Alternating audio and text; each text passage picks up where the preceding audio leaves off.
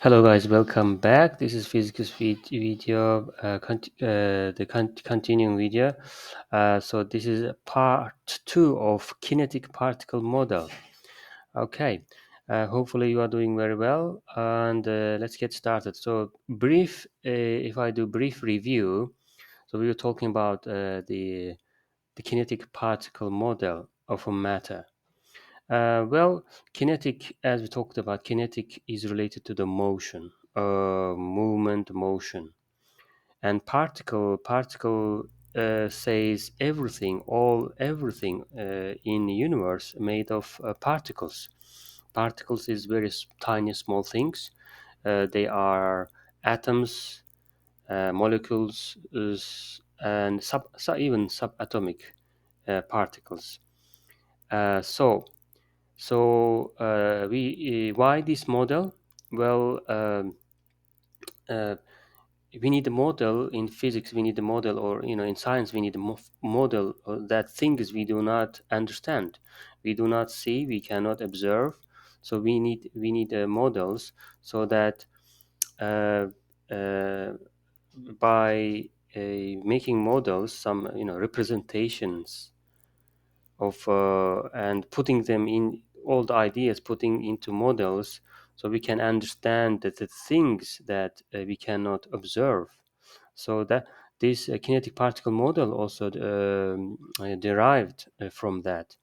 So meaning all the particles in our universe all the matter in our universe is made of particles, and they are constantly in a motion. So kinetic particle model says that. um, okay, so and other things this model explains. So in part one we talked about the uh, states of matter, why when we heat, solid turns to liquid, liquid turns to gas. We talked about this part. Now, in part two, we're going to use this model to explain specifically gas phase. Okay, um, so the um, what's the evidence? What's the supporting evidence? What's the supporting observation of a kinetic particle model? Well, this famous experiment has been done. So we have a chamber. So we have a chamber here, um, and this chamber is it's called a smoke cell. So inside there is a smoke particles, and then it's lighted, um, and the what's going on is observed by using microscope, and the smoke particles is moving around randomly moving around, and this is all this is also supports kinetic particle model. Because kinetic particle model says what everything is made of small particles, and they are random motion depending on the phase. And in this case, for example, in this case, this is a simulation of smoke particle. In this case, is air particle is hitting to smoke particle. Smoke particle is much more bigger and easy to observe under the microscope. So but we cannot see the air molecules. However, we can observe the smoke particle, which is in diameter of 2.5 micrometers, PM 2.5. Maybe you heard about it, smoke particles. So we can observe that smoke particles moves around as randomly, and this is the simulation of that. So this observation also supports our kinetic particle model. Now we're going to use so here is the gray blackish dots are air molecules. As you can see, air molecules hitting, bumping to the smoke particle, and smoke particle is moving according which air molecule hits or pushes uh, uh, and that this is called Brownian motion. Brownian motion is the random motion, yes, of small particles suspended in a liquid or in a gas, in air, caused by tiny particles bombardment. Hopefully this is clear. Now we're going to use the kinetic particle model to explain the gases behavior, gases properties, specifically the pressure. As you know, when we pump air in our tire, a bicycle tire, motorbike tire, car tire, the pressure increases when we pump the air. So I have a slide here. So when we pump the air into our tire, increases.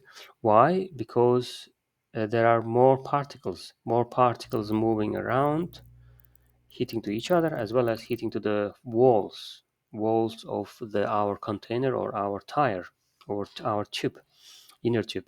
So that means our pressure is increasing. So that means what? If the amount of particle increases, the pressure will increase. So my pressure is. So I'm going to jump another slide. Sorry, my pressure is my this pressure is directly proportional. When my pressure increases, this is n is number. This is a number of molecules. So my pressure increases. Sorry, when my number of molecules increases, my pressure will increase. And uh, so this is the relationship. We learned this. This is the relationship. We learned this from kinetic particle model. Okay, so number of particles increase, my pressure will increase. That's the relationship. Okay. Um, so what kind of other relationships? Well, other relationship is volume. Um, uh, if I increase the volume, if I increase the volume, then my pressure decreases. Well, this is observation, isn't it? So that I conclude that the pressure is inversely proportional. My pressure is inversely proportional with the volume, meaning when I increase increase the volume, factor of k, for example, then my pressure will decrease factor of k, my pressure is decrease will decrease will decrease, meaning when factor of k, my volume increases, factor of k, my pressure will decrease. Why? Because they're inversely proportional. This is another relationship with the volume to volume related to pressure, volume relation to pressure, another observation. Okay, so as you have guessed, I'm going to conclude it, come up with this equation, so which is ideal gas equation. Okay, let me talk about one more thing, the temperature. The temperature, which means here, okay, here's my temperature thing. Oh yeah, temperature and so you can think about the temperature. What will happen? Temperature. Um, the If I increase, okay, it's here. If I increase the temperature, I will increase the kinetic energy of particles. Each particle's kinetic energy will increase. So they will, the kinetic model, as the kinetic model says, their kinetic energy will increase, and they will start hitting to the wall as well as to each other more frequently and more often. So, and that will increase the pressure. That will increase the pressure. So I can So by increasing pressure, by heating a gas, I increase my pressure. So I can conclude that, I'm sorry, I should have included it. I can conclude that the my the pressure temperature relationship, my pressure to temperature relationship is, uh, as you have already guessed, that would be directly or indirectly proportional. That would be directly proportional. You're right. So if I increase if I increase the temperature, of course my pressure will increase, isn't it? My pressure will increase. So they are directly proportional. If I increase my pressure temperature factor of k, my pressure will increase with a factor of k. Okay. So so far we talked about what the amount of matter. We talked about the amount of matter here. We talked about the amount of matter. We talked about also amount of matter. We talked about amount of matter, which we again so amount of matter is usually shown as n, is directly proportional, which is directly proportional to the pressure. So we talked about the amount of matter. We talked about the volume. We talked about volume. In the volume case, it is a indirect inversely proportional. Sorry, inversely proportional. Or I can conclude like this, something like this, which is P times V is some sort of constant. Okay, and so amount a temperature amount temperature and volume. So amount and temperature is directly proportional. However, volume is indirectly proportional. When I increase my volume, my pressure decreases. But when I decrease my volume, my pressure increases. Why? Because in the room, a small space, so the particles is moving. I mean, the hitting to each other and wall here in the shown in this picture, right? So and that is so far will what make my this relationship. Okay, so this equation is called ideal gas equation. This equation is called ideal gas equation, and this is derived by using the kinetic particle model. So that means what? That means k time. I mean pressure times volume constant, which is equals to um, n times t, which they are they directly proportional, isn't it? Directly proportional. V is inversely proportional, and I put here a R, which is constant. This is ideal gas constant. You will learn about it later. But this is very popular, well-known equation, ideal gas equation. It is used a lot. Whatever gas is used, it is used a lot. Um, compressors,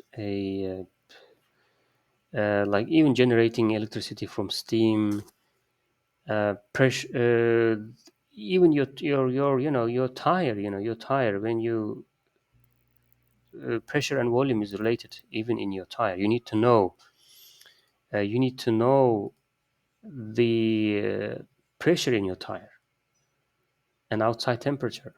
If you put like a lot of gas inside, a lot of air inside your tire, and the temperature increases on hot day, the asphalt or the concrete where you ride the bicycle will increase, then your bicycle may burst. Why? Because you're increasing the amount, because you're increasing the amount and the temperature will increase. They multiply each other, and then pressure will increase. Finally, your bike may burst. So you have to know, this relationship, even in our daily lives. Of course, in industrial case, it is a must, which they deal with all these chemical reactions.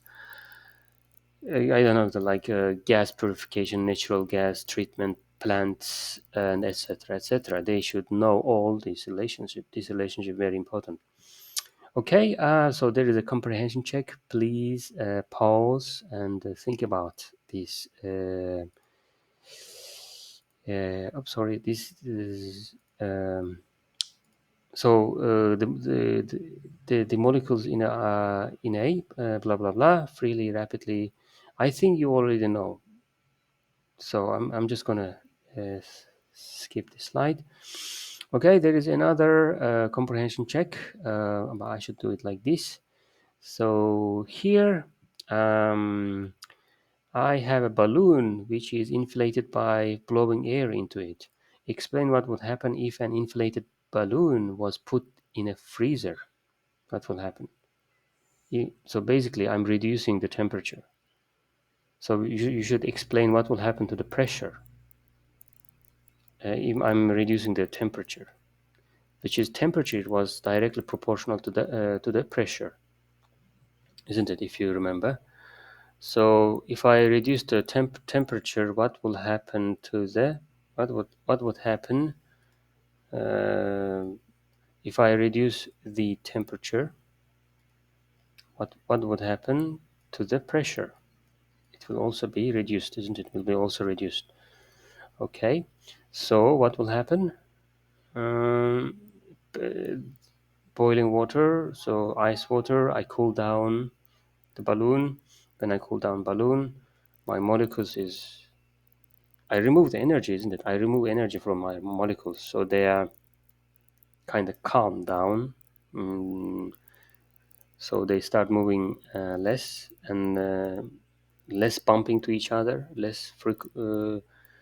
seldomly bumping to each other.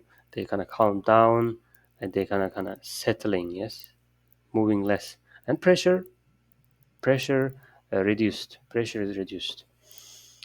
Okay. I think so far, so okay. So another thing is again related to pressure. Again, compression check. A thin can containing air is tightly sealed, so no air can escape. The can is then heated. Describe what happens to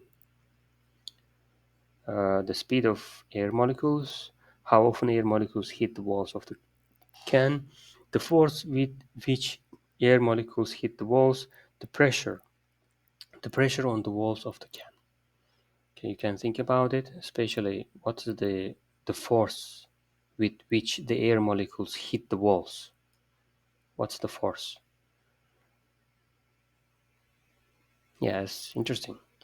Uh, they have because they have a kinetic energy, isn't it? Kinetic energy. What's the force? It can be calculated or not. Okay. All right, so a little bit internal energy. Internal energy is all the motion of molecules. So when we heat molecules, not move straight, but they also move around themselves. Yes, they also move around themselves, which is called this rotational energy. They vibrate, vibrational energy, translation energy. You know, this is the motion. This is the motion, straight line motion, translation energy, straight line motion, diatomic molecule, diatom. Okay, the rotational energy. So all together, they are called internal energy. All these motions together is add up to internal energy. Okay, few things I want to talk about the temperature and Celsius scale. So the in scientific calculations like these ideal gas calculations, we usually use temperature in kelvins. I mean, of course, depends on the R,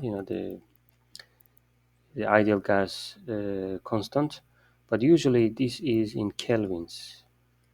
Kelvins, okay, in calculations. Uh, but in our daily lives, the Celsius is more common, isn't it? Because it is related to the water. The boiling temperature water, boiling temperature, the freezing temperature, 0 degrees Celsius, boiling temperature is 100, which is convenient and easy. So, and our water is everywhere, and even our body is made of water, 70-75%, if I'm not mistaken, water. So water is, I mean, the temperature in Celsius is more common in Celsius. However, as I said, the yeah, the melting point ice is 0 Celsius. However, in calculations, we usually use Kelvin. And you can convert from Kelvin to Celsius. This is the equation. By the way, the increment is the same. So, for example, when the temperature 1 Celsius increases from 20 to 21, then the Kelvin will also increase, isn't it? 20 plus 273 will give me Kelvin. So 290, from 293 to 294 increase. I mean increasing increment is the same. You can see from here also. Sorry, the picture is very small. Maybe you can have a look here, or you can get you can search for other uh, Kelvin Celsius conversions. Okay.